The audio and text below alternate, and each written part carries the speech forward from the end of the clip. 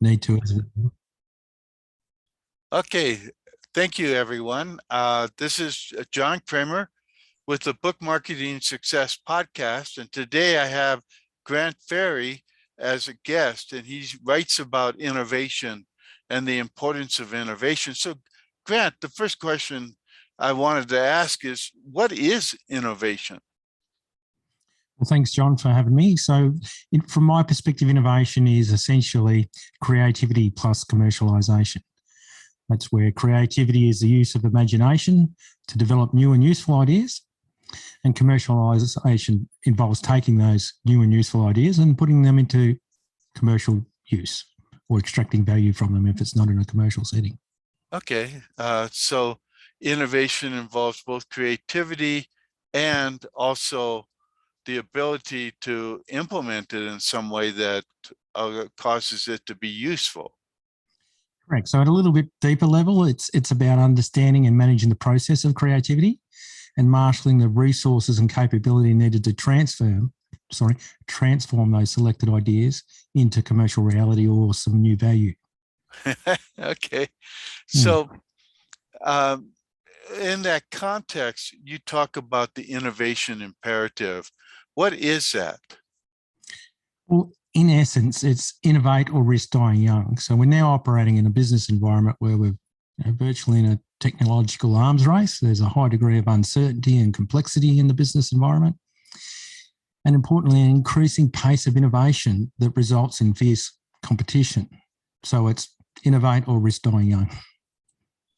And in the case of a small business, an entrepreneur, it means that your business fails. Or in the case of a book author, it means that your book that never takes off. It never really starts selling. Nobody really starts to champion it.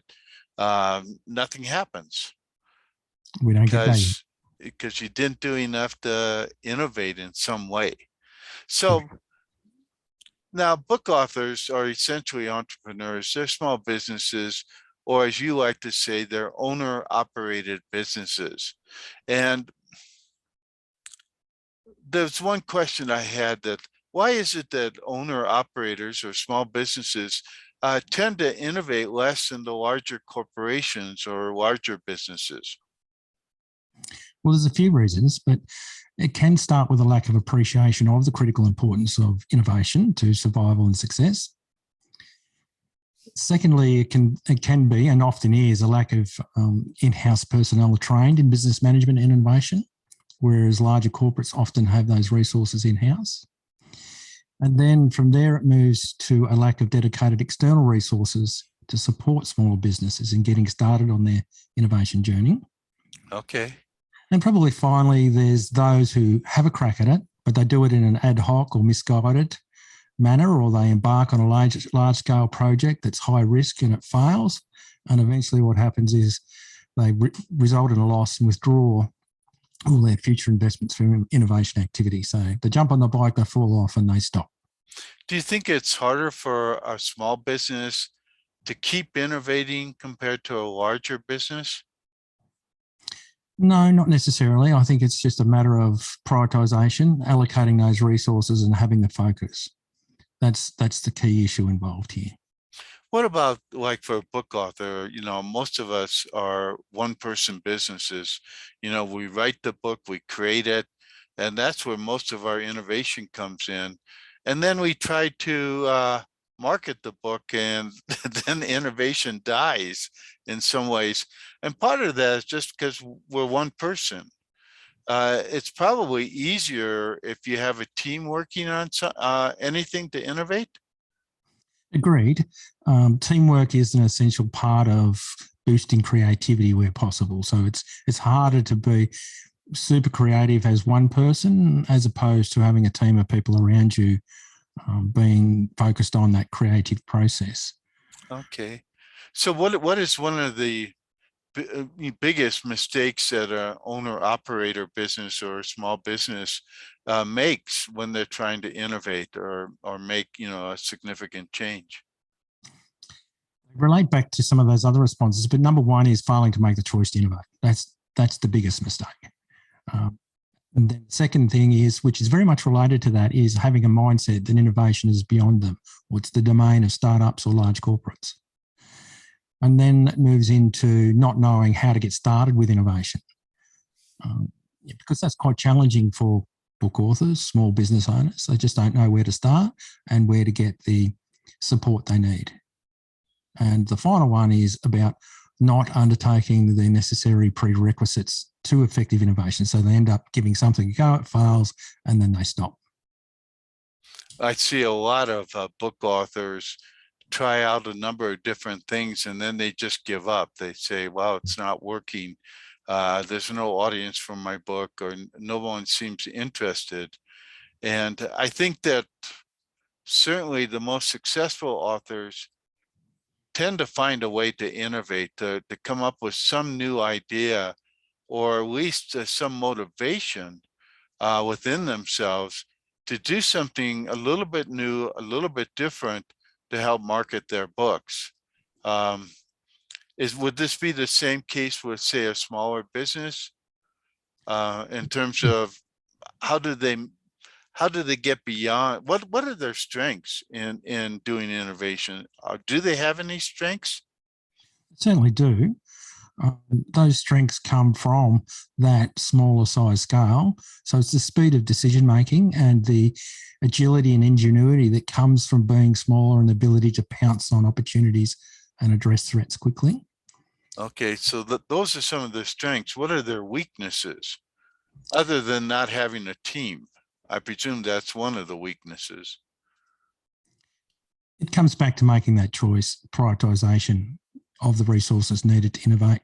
They're the main weaknesses, because it's hard work. Innovation can be hard. It is hard work, but it's not it's not rocket science. So it comes back to choosing to innovate and maintaining that focus. So for small business owners, authors, equally the same, it is focusing on the engine room of the business to generate the income that comes in every day, as opposed to investing sufficient time and effort into, income for tomorrow and the next day, in the new ideas that generate that. I'm often surprised with book authors. I will present them with a new idea for book marketing or something like that, and it's like they sort of, I feel like they're just staring at me, and it's like they can't quite make the leap to make a change in what they're doing that might actually make a lot of difference for them. Yes, and I guess to some extent, in writing a book, it's a huge amount of effort that's gone into this venture. And to some extent, they might be a bit worn out by the time they come out the other end to do the things that are necessary to capture the value of all that work they've done. That could be part of the issue. Right.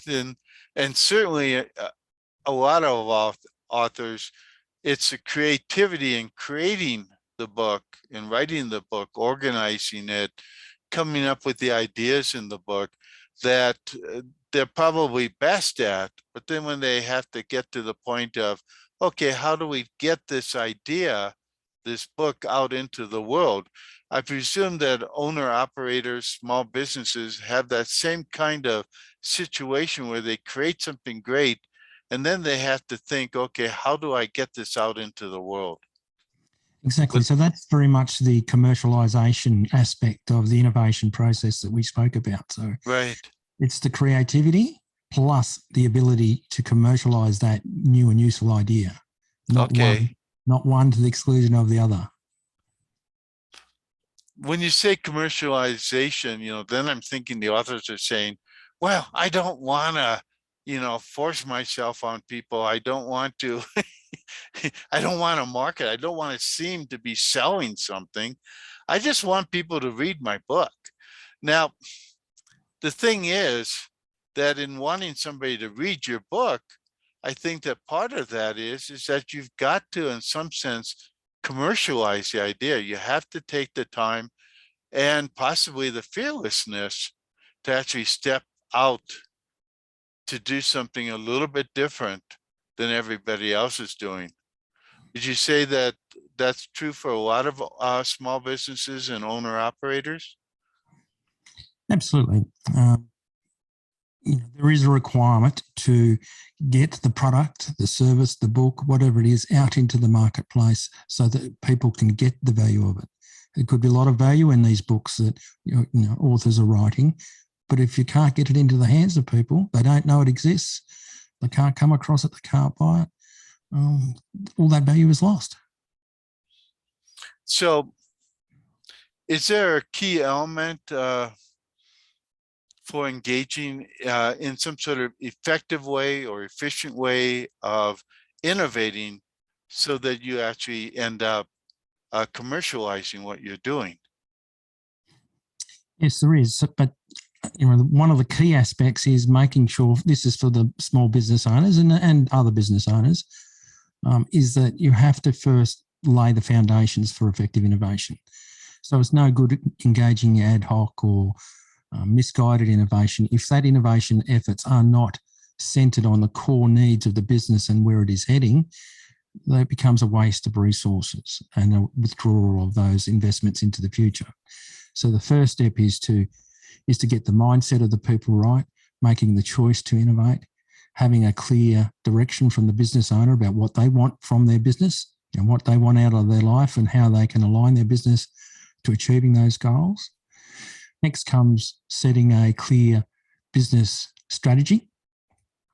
And then from there, and only after that, do we get into the innovation space, where do we develop an innovation strategy, and then the processes and systems required to innovate, and the people management systems that make up the creativity and idea generation component of innovation.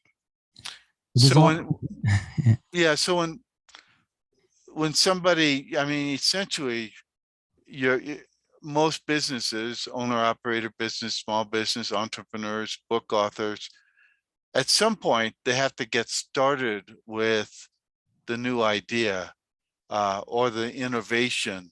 Now, for authors, that new idea may be their book, but at some point you have to do something beyond that.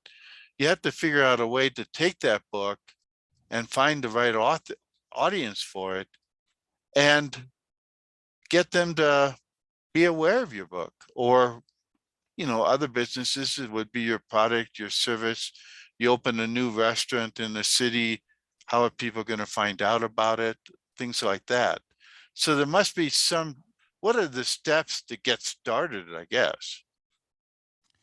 Well, generally speaking, the steps to get started with innovation, if I talk more broadly about businesses, is getting those prerequisites done that I spoke of. In terms of the mindset and the choice and the business strategy. And then starting with a well-developed innovation strategy so you know where to focus those initial resources, selecting a project that has the potential to provide some meaningful value without being all-consuming or high risk, something that suits the size of the organisation and its current level of innovation capability. And then planning that project and allocating the resources necessary to accomplish it. So you can't complete innovation without allocating some time and effort and resources to it.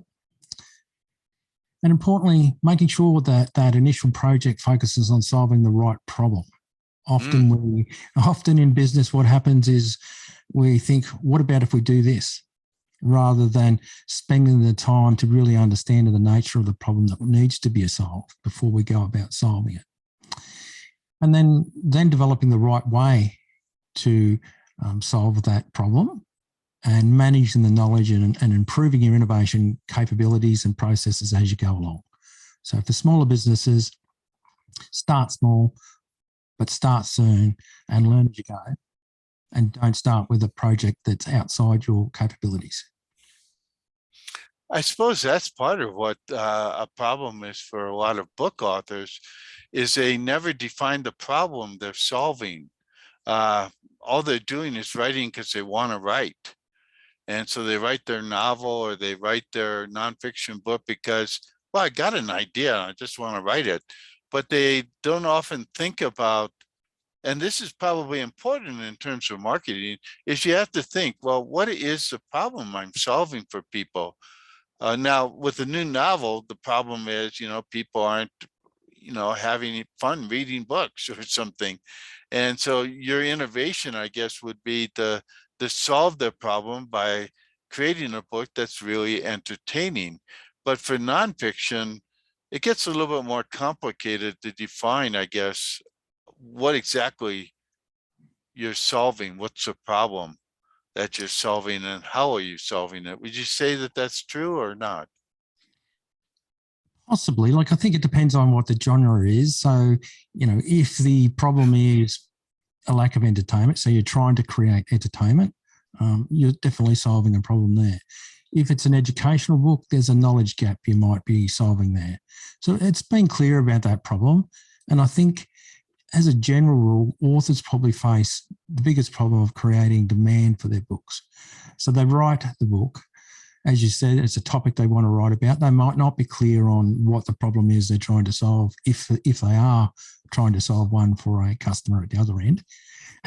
That thought process might come too late. But ultimately, creating demand for the product is one of the common problems I would imagine that authors face. Yeah, and I'm surprised how many authors spend all this time writing a book. They complete it, and then they go, "Oh, how am I going to sell this book?" You know? Correct. And I tried to tell authors, as you write the book, you should be selling it. Absolutely. Because, then you can start to discover, what problems you are solving for people. And is it a problem the people want solved? Correct. And is it a valuable problem that people are willing to pay something to have it solved? So what problem did you solve with the innovation opportunity? The problem I see in the business world is there's a lot of innovation knowledge and a lot of innovation tools, but they're largely directed at startups or large corporates.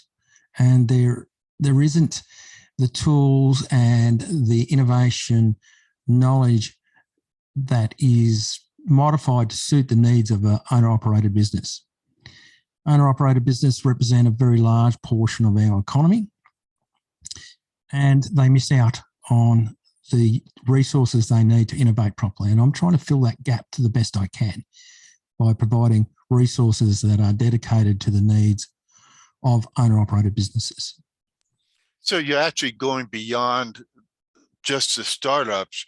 You're looking at the mom and pop restaurant that's been in business for 5 years, and then they stopped innovating, or maybe they're stuck with all the same recipes they had, 5 years ago, and maybe they need to change a little bit or do something to innovate, either the way they're marketing or something like that. So the chances are there are a lot of owner-operator businesses that have been around for a while, and they get stuck.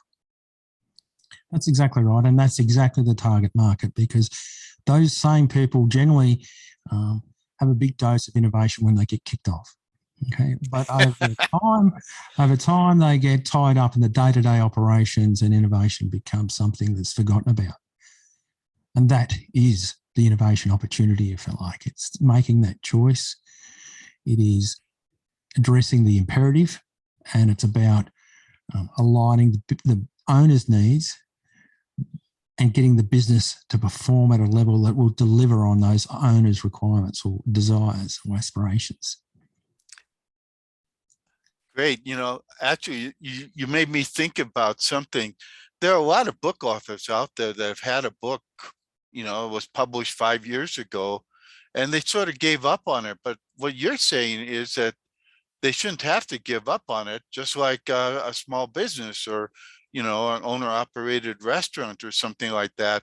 Maybe it's gotten stuck in one way of marketing and stuck, finding the audience and so on. But if you don't take the chance to think differently or to innovate in some way, that innovation opportunity that your book talks about, I think that means that even if you've been in business for 5 years or 10 years, you still have a chance to make a change that could make a lot of difference.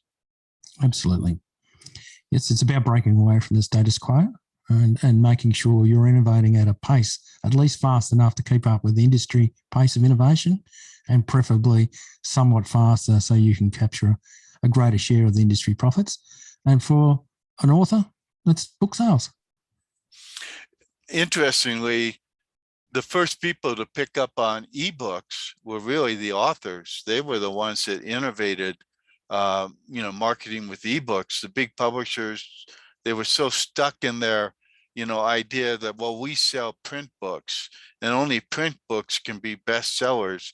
Only print books can be sold by a bookstore. But the author, the independent author, they were looking at it and going, well, gosh, this is one way I could meet my audience and make a real big change. And so I think part, at least, of the ebook revolution in publishing was actually brought about by the authors. Stephen King actually produced one of the first ebooks as a serial. He released chapter by chapter, and I think he made a lot of difference that way. And I think that that's where our opportunity is in today's world with things like NFTs and podcasts and some other opportunities, that as an owner operator, because we're the author and the self-publisher, we have a chance to make what you call the innovation opportunity a big deal in how we continue to market our books. Absolutely. And it's often means breaking away from those mental models that the industry has about itself. And, in your example, the book publishing industry had this mental model that it, had to be in paper. It's about breaking away from those mental models and finding alternative solutions. Okay. Grant, I wanted to thank you. Your innovation opportunity, is that available in the US as well? I know, you're from Australia. I forgot to tell people that. Down under, but or up on top, if depending on how you view it. But is it available in the US, in Europe, elsewhere? Yes, absolutely. Okay, and you have two books. They're both called The Innovation Opportunity, Book 1 and Book 2? Yes, I got slightly different subtitles and obviously different aspects of capturing that opportunity. One deals with the prerequisites to the innovation that we spoke about, and the other one deals with the core innovation aspects. And where would they find out more about your books? Do you have a website that they can go to? Yes, that's www.fortitudebusinessconsulting.com.au. fortitudebusinessconsulting.com.au? That's correct. All right, that's great. So people, check it out. I think you may find that will help you to rethink how you market your books, business, service, whatever it is that you're trying to reach out and get more people to discover and appreciate. Thanks a lot, Grant. Thank you, John. Okay. There, let's see. Oh, that's where I stop it.